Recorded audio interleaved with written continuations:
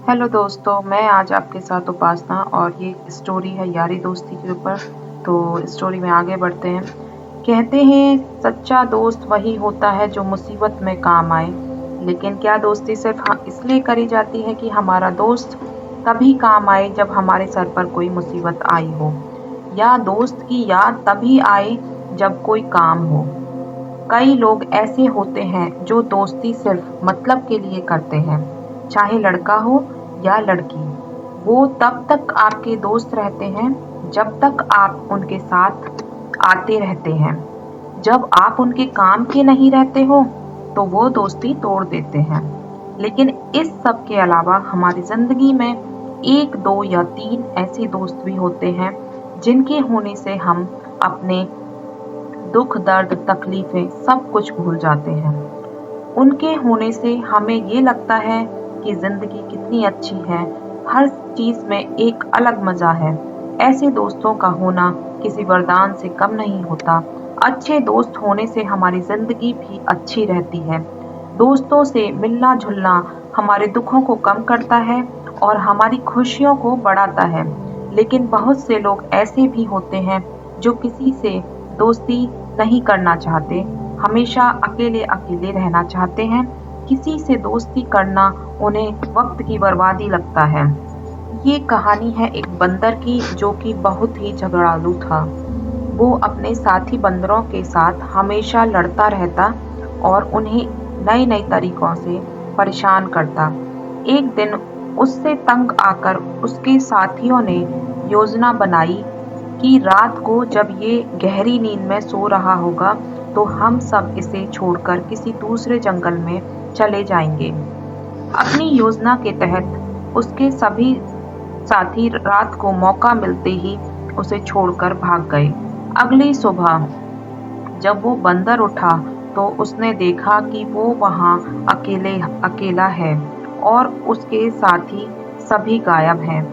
उसने इधर उधर अपने साथियों की तलाश करी, लेकिन उसे कोई नहीं मिला। वो समझ गया कि उससे परेशान होकर उसके साथियों ने उसे छोड़ दिया है।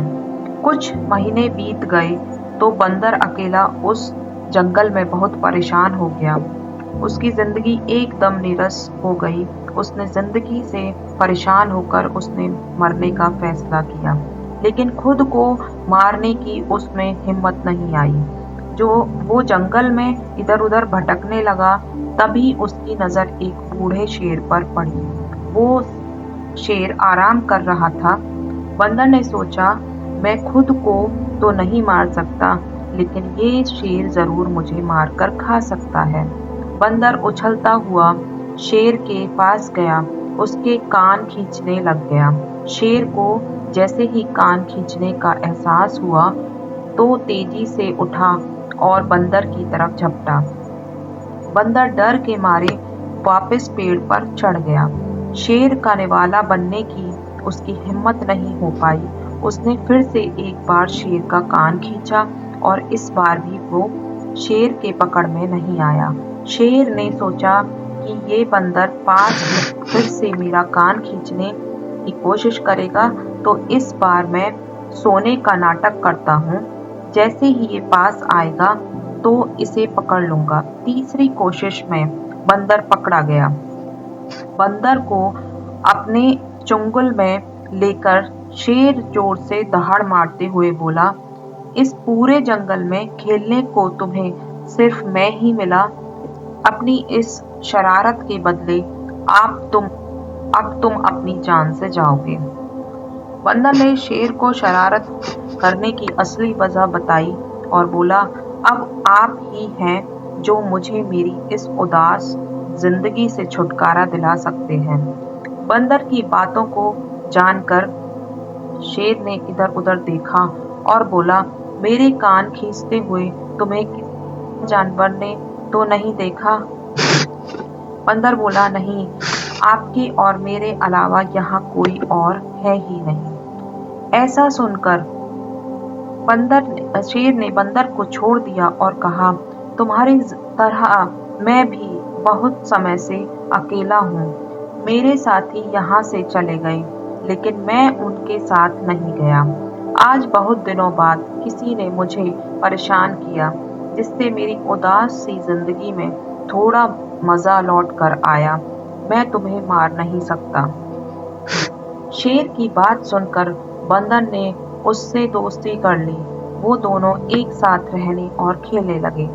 जिंदगी के कुछ लम्हे ऐसे होते हैं जिन्हें हम अपने दोस्तों के साथ ही एंजॉय कर सकते हैं। एक अच्छा दोस्त होना और खुद भी एक अच्छा दोस्त बनना बहुत जरूरी है। दोस्तों के साथ बिताया हर पल मजेदार होता है। वो पल ऐसे होते हैं जब हमें एहसास होता है कि जिंदगी इतनी भी बुरी नहीं है।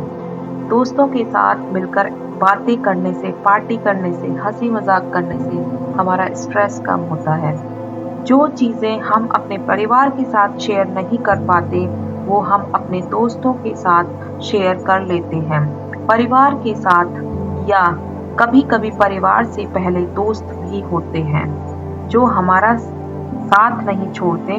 जिंदगी में आप कभी भी अकेले रहने का नहीं सोचें। एक दो दोस्त ऐसे जरूर बनाएं जिनके होने से जिंदगी जीने लायक लगे। Thank you for listening.